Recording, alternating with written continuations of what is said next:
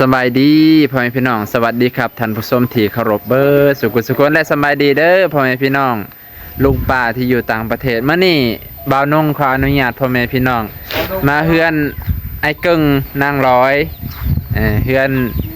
น้องบุญเพ็งพ่อแม่พี่น้องอากาศบ่เป็นใจปานใดแต่บ่าวนงกะมาถ่ายคลิปเฮือนไอ้กึ่งบ่แล้วจักเทื่อพ่อแม่พี่น้องนี่บ่แล้วบ่เฮ็ดให้ทั้งแล้วมันเฮ็ดพ่อแม่พี่น้องเอ้ยเฮือนไอ้เกิงนี่สิแล้วอยู่บ่น้อบ่น้องบ่เฮ็ดให้มันสิแล้วบ่บ่าวนงบ่ได้มาเฮ็ดให้เพิ่นน่ะยันบ่แล้วจักเทื่อเลยนี่แป้นยังบ่มาอยู่พ่อแม่พี่น้องเอ้ยเพิ่นก็ยังเอาอันนี้แอมอยู่สิเข้าเป็น2สัปดาห์แล้วไปจักเลยสัปดาห์นึงนี่แหละเพิ่นว่าอีก30แผ่นพ่อแม่พี่น้องโอ้ย30แผ่นนี่ตีเป็นเงินเท่าใดอ้ายตีเป็นเงิน8 ล้าน8 ล้านแม่นปาโต8 ล้านเกือบ 12,000 ไปพี่น้อง11,000กะ6 ล้าน 12,000ปาโตสบายดีอ้ายสบายดีน้องมื้อนี้เอาลูกแทนเอื้อยบ่แม่นแงงหนานอย่าไปแง่งๆจังได๋ติดแดงแง่งๆๆพูนอยู่พุ่นเอาเอื้อยเพิ่นคือนอนแหละเป็นไข้บ่จะไปถามมันเป็นใครบ่มียาได้บ่จะไปซ่อมสบายดีสบายดีป้าลุงกินยังนี่กินขนมเจ้าไปเอ้าคือมีหนวดเลยนี่เห็นบ่พ่อพี่น้องนี่หนวดอย่าไปจำใช่นั้นเดี๋ยวก็ไว้จะไหนติดแดงเลยนะเอ้ยบ่ได้ยินว่าบ่าวไทยว่าอย่าให้จำนี่อย่าทอดได้คอยสิติดแดงติดแดงตัวอยู่ตะพอดีแหละเรานอนให้เราเฮ็ดเจ๊กเด็กนะครับถึกแล้วอันเอ้ยมันเป็นยังน้อบัดนี้เป็นจังได้เคยได้นอนโอ้หนาวฝนตกคืนนี่พี่น้อง3 มื้อติดฝนกะฝนบ่เป็นใจเนาะนี่ก็เอ้ยเพิ่นบ่เป็นใจพ่นแห้งพายุเนาะเขาลาวเอ้ยเพิ่นก็เลยพักผ่อนว่าซั่นเถอะบ่แม่นพักผ่อนเราสิคาดฮ้ยอย่าว่าจังซั่นกว่าเมื่อสิไปกายไปว่าเราจุดเอ้ยเพิ่นพักผ่อนต้องว่าพักผ่อนตั้งไปเขาว่าบ่ทันเราถึงมันน่ะตึกมันน่ะเหลือเนาะเนาะมื้อนี้ก็เลยไอ้เกิ้งก็ทาแป้นอยู่ทาบ่แม่นทาแป้นทาหยังทาเงินโอ้ทาเงินบ่นึกว่าทาแป้นน้องบุญมีก็หนาวคือกันเพิ่นหนาวแล้วตูมโหว้าตจนบ่เล่นจนบ่อยากเล่นน้ำพอเลยหนาวแฮงหนาวบ่หนาวว่าสิสะแงดทั้งหนาวทั้งสะแงดหนาวบ่บุญเพ็งเบิ่งมาก็หนาวพอมาแล้วเบิ่งมาเพิ่นน่ะหนาวก็มาก็หนาวเพราะว่ายามนี่มันสิฮอดยามหนาวแหละวิทย์เดือนนี่ก็จักว่าสิลมมาแล้วบัดนี้อากาศมันก็สิเย็นลงพี่น้องมีชิ้นคอยมาได้ใส่เนาะมาเอาหนูให้กันดิหนาวอันเจ้าขึ้นนอนเทือนนี่เจ้าเฮ็ดพิธีบ่อ้าวเขาเฮ็ดมื้อนั้นทันเด้บ่เขาต้องเว้าจังได๋เขาต้องเว้าจังได๋เข้ามาแล้วบอกแน่สิไปบอกไอ้สวนไอ้สวนเขาก็เฮ็ดแหละบ่ได้ยังน่ะได้มันแม่นบ่าวอันน่ะบ่าวเซนมันแม่นละบอกยังแล้วขึ้นไปนอนเลยขึ้นไปนอนก็แล้วแต่บ่มีคันหาเด้นั่นว่ามีต้องมีคันหาบ่มีคันหาดอกไม้ธูปเทียนแม่นเฮาก็เว้าแล้วผมจุบผมงามคือบ่าวลาวเว้าหั่นแล้วขอมาอยู่มาอาศัยมาพักพิงชั่วคราวเนาะแม่นซ้ำซาเฮือนแล้วซ้ำซาเลิกงามยามดีได้เขามานอนเขามาเศร้าก้อนลบแดดลบฝนแม่นให้เจ้าถิ่นเจ้าทานน้ำเขาเจ้าทานให้ใหญ่ออกเสียแม่นบ่ให้เพิ่นใหญ่ออกบ่ให้เพิ่นนอนน้ำกันแม่นขอเจ้าถิ่นเจ้าทานขออยู่ข้อน้ำเขาคอน้ำเขายันว่าให้เจ้าที่เจ้าทานเพิ่นใหญ่ออกลูกหลานสิมานอนแล้ว บ่แม่นเนาะ บ่ขอเจ้าถิ่นเจ้าทานให้ขอคอยขอมานอนมาพักเศร้าปบแลดปบพ้น ปบแดกปบพล ยาท่วมยาทาม อย่าทวงอย่าถาม แม่ อย่าทวงอย่าทักว่าซั่นล่ะ เออ อย่าให้เจ็บอย่าให้ใครเนาะ นั่นแหละคือเบาลาวเพิ่นพาเว้าเพิ่นพาสอนเพิ่นแหละ เบาละมื้อนั้นมาบ่ทัน มาเมื่อทันได้จนเฮาเฮ็ดวิธีจนจบ มาที่ตอนไปอัน96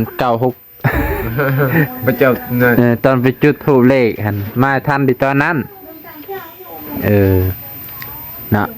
ก็ตั้ง เอ้า โม3เทื่อ อันนั้นมันสาดเขามาบ่ มันสะ โอ้ สังกะสีบ่ทันมา โอ้สิมุ่งไปทางพุ่นบ่เลยจังได๋เคยได้เห็นฮอดพุ่น มึงไปตรงพุ่นแหละยังเพศนึงมีช่อง โอ้เข้าใจได้เพิ่นพี่น้ำลืมว่ามันต้องเกยเอาเนี่ยแผ่นหนึงโอ้สังเกตสิยังทันมากมันก็เลยสาด เลย บ่ได้ฮู้อะไรบ่เฮือนเอานี่เฮือนเจ้า บ่ได้หัวฮ่าๆแต่ว่าพ่นบ่ลง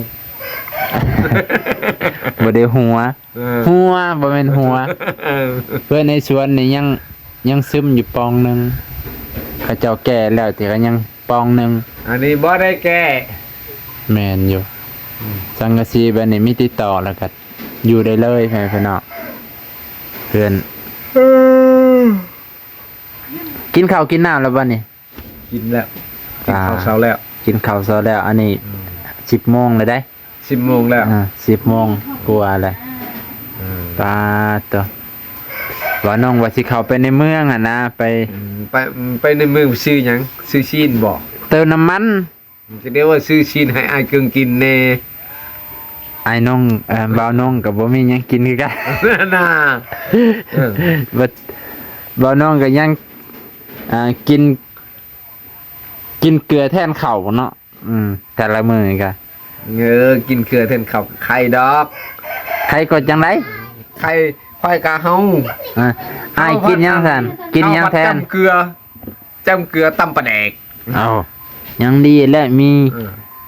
เอาเกลือตำกับปลาแดก เขาพัดบะหมี่ตำปลาแดกเจ้ากินข้าวจำเกลือใครแน่ บ่าวน้องนี่กินเกลือแทนข้าวคิดเบิ่งเออคักบ่มีข้าวจนได้กินเกลือ เพิ่นยังมีฮอดปลาแดกมีฮอดเกลือมีสองอย่างน่าเบิ่นเพลง เนื้อละนุ่ม ไผมัดผมให้นี่ป้าตัวมื้อนี้แต่งตัวแบบ ปอมเบีย แต่งตัวสวยไว้มื้อนี้บุญเพลง เอาพวกไปถ่ายเอื้อยเจ้าพุ่นแหละ เอาเอื้อยเพิ่นนอน นอนนี่ใช่เพิ่นนั่งอยู่จงหกเฮ็ดหมกขนมหมกมาพี่นุศิลวัตร คือสิหนาวแฮงเนาะหนาวบ่อะไร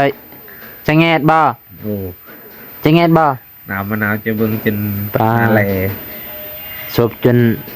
แหล่ แหล่เบิดเนาะอ่า คนเต30,000คนนู้ พ้นมาแต่ทางใดได้ยินข่าวอยู่บ่ ได้ยินข่าวมาจากเวียง โอ้มาแต่บ้านไอ้น้องเฮามันนี่คือแต่งตัวสวยแท้ มาสัมภาษณ์แหน่โยมัดหางทางหลังครับส่งใหญ่กว่าคน คือแต่งตัวงามแท้มื้อนี่